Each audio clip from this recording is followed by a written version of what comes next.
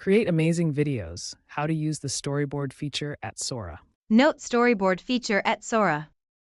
This feature is designed to help users create, organize, and visualize the structure of a video. Enter your prompt for video and click on Storyboard. Storyboard is a tool to help you visualize the actions, sequence, and timing in your video. You can upload images at each board. Simply click on Use Storyboard.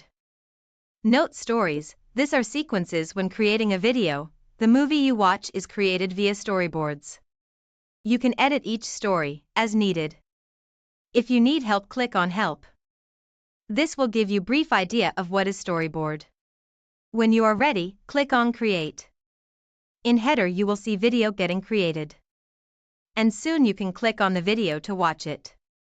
Here is our video, and it has all the stories that we put inside. Enjoy video creation with Sora.